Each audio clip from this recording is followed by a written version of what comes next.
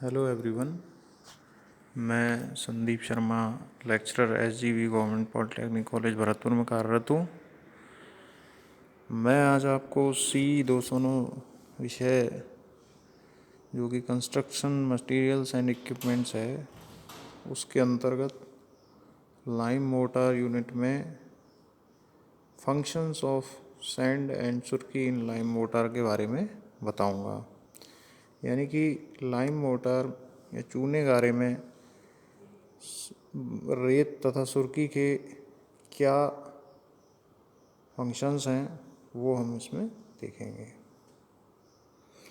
तो सबसे पहले हम रेत या बालू के कार्य देख लेते हैं। Functions of sand in motor. तो सबसे पहला होता है ये गारे को ढेर प्रोवाइड करता है या बल्क।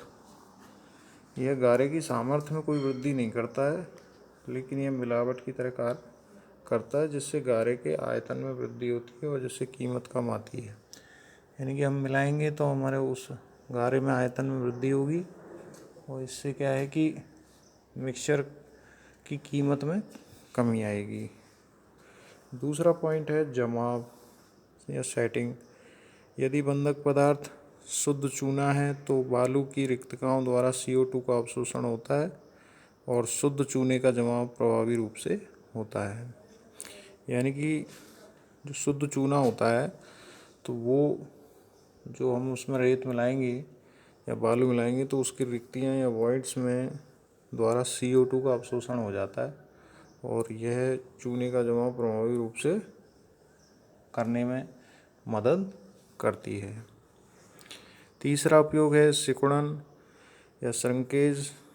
गारे के सूखने पर यह अत्यधिक संकुचन को रोकता है जिससे उसमें दरार पड़ने की संभावना कम होती है। यानी कि इसमें दरार पड़ने की संभावना कम कर देता है। सामर्थ्य देती है। रेत गारे की सामर्थ्य को समायोजित करने की कोशिश करती है। चौथा पॉइंट सामर्थ्य है, तो ये सामर्थ्य को भी समायोजित करती है। पांचवा है पृष्ठ क्षेत्र, सरफेस एरिया। यह बंधक सामग्री की लेई को पतली झिल्ली में विभक्त कर देता है जिससे वे मसालों एवं कंक्रीट के विभिन्न संगठनों को संगठित कर सके और यह बंधक सामग्री के चिपकाव एवं फैलाव के लिए पर्याप्त सतह क्षेत्रफल प्रदान करती है। यानी कि ये जो बंधक सामग्री है जैसे कि चूना है तो उसकी लेई को पतली झिल्ली में विभक्त कर देती है जिससे वह मसालों व कंक्रीट के विभिन्न संगठनों को संगठित कर सके, तो वो आसानी से उसमें मिल सकते हैं और ये पर्याप्त पृष्ठ क्षेत्रफल देती है। ये आपने 5 रेत के कार्य देखे। अब हम देखेंगे सुर्खी के कार्य। सुर्खी के कार्य में क्या है, तो सुर्खी क्या होती है कि पकी हुई जो ईंट होती है उनकी जो पीसकर जो रेत बनाई जाती है उसे हम सुर्खी कहते हैं।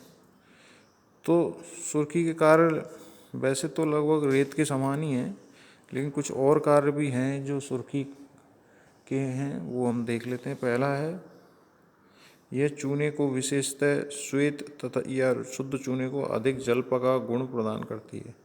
मतलब जल के साथ उसका कॉम्बिनेशन अच्छा हो सके तो वो चूने को प्रोवाइड करती है। यह चूने में मिलाने पर उसमें ईंट का रंग उत्पन्न कर देती है, यानी कि रेड कलर सा इसमें हो जाता है। यह मसालों एवं कंक्रीट को क्षार एवं लवण का अधिक प्रतिरोधक बनाती है। क्षार और लवण कंक्रीट को अधिक प्रभावित नहीं कर पाते इसके मिलाने से। तो आगे देखते हैं।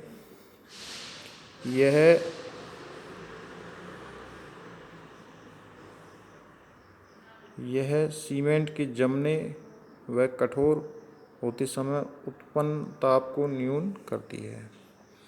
यानी कि जो ताप जो ज़्यादा उत्पन्न होता है उसको कम करती है।